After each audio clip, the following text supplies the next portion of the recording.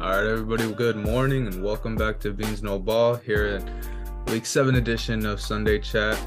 Obviously, the trade deadline is looming pretty close. Got a lot of trade news, a lot of roster news to get into. So, without further ado, Christian, let's just get right into it. Yeah, so just kicking it right off with some trade rumors. I'm starting off with the Las Vegas Raiders. News with Davante Adams, they will not be looking to trade him, especially with him saying how he's frustrated with the Raiders organization, and I would blame him. I mean, he is still still showing that he still got his juice left, still putting up big numbers, but obviously with the Raiders, a lot of inconsistency with that team. So I would understand with his frustration, but let alone with all that, the Raiders will not be looking to trade him by the trade deadline. Yeah, so moving into the defensive side of the ball in the NFC, the Commanders have been kind of looming. You never know. Are they gonna? It's been considered for a while that they're gonna be moving Chase Young, and it kind of seems like right now, I mean, for the right price, they are willing to do that. Along with also the star defensive player Montez Sweat. They're expecting to. I mean, personally, I would think his value would be like a second rounder and a third rounder. Maybe if they're really pushing it 2 second rounders, but there's obviously going to be a lot of interest in many teams. Personally, I would really hope my Rams could try to throw in an offer for this, being that we could use some help on the defensive line. Donald could always use some help, so it's just to wait and see if the Commanders get an offer they're happy with. Yeah, second with the defensive side of so Kevin Byard of the Tennessee Titans. There's about one interest from one team for Kevin Byard, and honestly, that I wouldn't be surprised if Byard does lead the Tennessee Titans. Byard he's still a good safety from the past couple of years with his tenure with Tennessee. He's helped them quite a bit, but I think it's time for Byard to possibly find a new team, especially with the Titans. With how they're looking at this season and how one of the teams that are very consistent. And how they play, especially on both sides of the ball. Defensively, Byard, he is their main guy on defense, but I think it is time for Byard to possibly find a new team.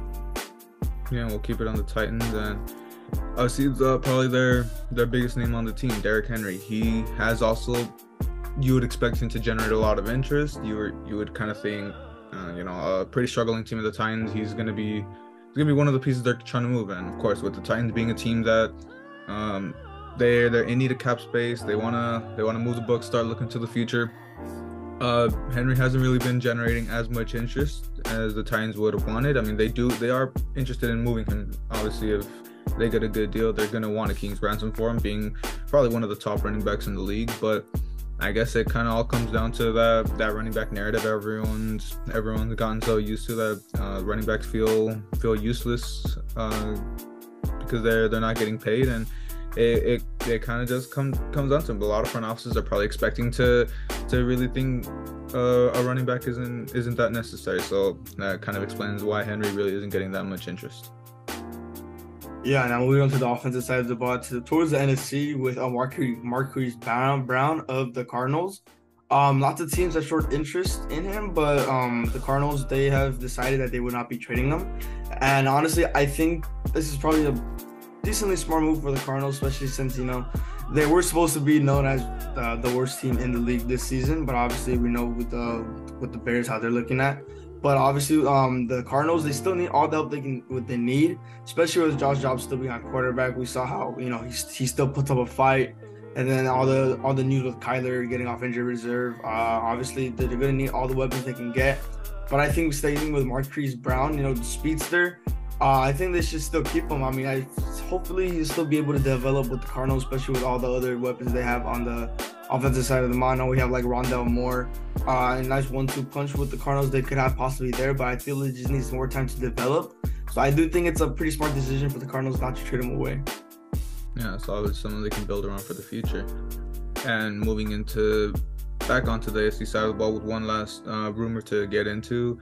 Dalvin Cook, obviously this was a marquee signing right before the season started. We had a lot to say about this. It was really expected for him to head to the Jets, and we can see he's on the trade block now. So we really see the resurgence of Breece Hall. I mean, we could have expected that since what we saw last season before his ACL injury. And I mean, Cook hasn't really been getting any production whatsoever. We've seen just really hasn't been himself. So now Obviously, the Jets don't need him. Cook wants to actually be used, so it's kind of mutually both sides are looking for a trade, and we'll see. Obviously, I wouldn't expect him to go for that much. I mean, any team with a slight need for a running back too, maybe even, well, fuck it, maybe the Rams could pick up and try to resurge his career if the O-line can stay healthy. But you never know. Just someone in need of a running back.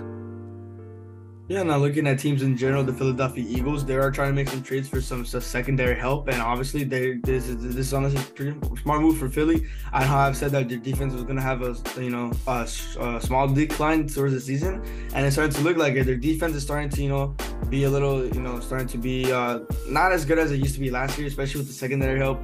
We saw in the Jets game that they really couldn't put up any production on defense, let alone offensively as well. But the defense really started showing its true colors once again. That lots of help are needed on that secondary side in Philly. I suggest they should make a lot of moves because they have a really tough schedule coming up the next couple of games, especially with playing with the Cowboys, the Bills, the Dolphins. So let alone some high-powered offenses. So some secondary help is very crucial for the Philadelphia Eagles. Keep it on the NFC side, and another big contender, the San Francisco 49ers, which we obviously just talked about in our last video, how it was still in question about their key pieces that did pick up injuries against the Browns. Now we got a lot more information. Obviously, Deebo Samuel, he's out for 2 weeks. He has a hairline fracture in his shoulder. That's going to be a tough blow for one of Purdy's biggest targets. So see what he can do moving the ball. And of course, probably Purdy's biggest security blanket is questionable around Christian McCaffrey. Well, it is still to be known if he is going to be ready for Monday night. Seinfeld, I mean, we know Christian McCaffrey, he would jump at the chance to play. So I honestly do expect McCaffrey to play. It all comes down to what the doctors tell him. But honestly, these are all really big, important pieces for Purdy. Probably the best tackle in the league, Trent Williams. He is listed as doubtful at this point. I don't expect him to play. It's all to wait and see what is going to happen. Same thing as I said with McCaffrey, what the doctors' beliefs are going to be. But three big pieces that could possibly be missing tomorrow and in the future. It's a big test for Brock Purdy to see what he can do on his own. Yeah, now moving back to the Denver Broncos, they did confirm that they will not be having some sort of fire sale, trading away any players. I know one of the notable names was Jerry Jeudy, they had multiple offers for different teams for Jerry Jeudy. I believe the Colts were one of them. I don't think the Colts, that would have been a smart decision for the Colts to trade him, and then a couple other teams showed interest. And I think another one was Patrick Surtain, but I really doubt that's going to be a trade that they would ever make in the near future, since he is pretty much the center point of that defense. But they are still trying to do some moves around the whole team, but I think it's going to take a lot more than just a couple moves to surround that whole team. I mean, we're looking at both sides of the ball on the Broncos. I mean, production, the play calling, Russ, he's really doing all he can. Russ, he's having a pretty decent season for the most part, but obviously it's overlooked because of the record and how everything's going on with the Broncos. Sean Payton, he's doing a horrendous job at coaching, and especially with all the other coaches, not really Vance Joseph. We saw that in that Chiefs game that that defense was actually starting to look pretty good, holding the Chiefs to some defenses. It just all depended on the offense, and they really couldn't get any production. Defense was getting too worn out. Really couldn't put much any close towards the end of the game, but they started looking very well. Vance Joseph started stepping up, which is great, but they would need to do some really lots of moves within that coaching side, and then obviously add a couple pieces to that team. Yeah, so back to a big injury news for me. Obviously, we kind of alluded to this in the past. Now it's going to be confirmed Kyren Williams will be headed to the IR. We kind of expected he was going to miss extended time regardless. Just I guess this confirms he won't be back till week 12 after the bye. So it's a good precaution move. I mean, I'm gonna miss Williams, of course, but I do honestly feel okay with the pieces the Rams did pick up. I know I already alluded to this, and Royce Freeman, Myles Gaskin, and of course picking up Darrell Henderson. I think a big thing here is just going to be, we see how they look this week against the Steelers, and even next week against Dallas. We see what we got working here, and if if it doesn't look like it's gonna be enough, maybe you do consider a move for Dalvin Cook, like what I mentioned earlier. I mean, anyone's gonna need to see it, even if it's just a team that's looking for RB2. But at the moment, I don't think that will be necessary. But it's just to wait and see what we see in the next couple games. And of course, that'll wrap up our news segment, and we'll kick it into cash or trash. Christian, we did split this one. I mean, I know we call it a little technicality. You kind of went with a little cop-out to go with Matt Breida, but I'll give it to you. I mean, obviously, Breida had a pretty horrible game last week, and Ramondre Stevenson kind of just went off out of nowhere, something that really killed me. I had him on my bench in fantasy, but, it is what it is. And of course, for trash, another guy on my fantasy, Raheem Mostert, just had another one of his crazy games. He's really having a season to remember, so he got me an easy win over DeAndre Swift, who had a pretty mediocre game. So, of course, this week we move it into receivers, and I guess everyone can see this coming. I'm going to take, in my eyes, the best receiver in the league, Cooper Kupp. He is facing up. I wouldn't say a secondary that's anything to scoff at. I mean, I do really see a lot of good in the Steelers secondary, but I expect Kupp to have a really solid game. I mean, if we saw what he did to the Eagles secondary, which I know you could say depleted, but I do expect a lot more of the same of what happened last week against the Cardinals. So I feel really good taking Kupp for my cash pick. And as for trash, I know someone you just alluded to a little earlier in the Broncos segment, Jerry Jeudy. So I mean, we know his struggles. We know the whole little deal with Steve Smith. It's just, I mean, we've come to realize he's kind of he doesn't really get more than, I mean, what do you want to say? Like maybe 5-10 points he can max out. So in a pretty tough game, against I don't remember who they're playing. That's against Green Bay. So, I mean, you would see against Jaire Alexander, would he lock him up? He can have a so-so game here and there. So I think I expect Jaire to have a solid game this game and lock him up.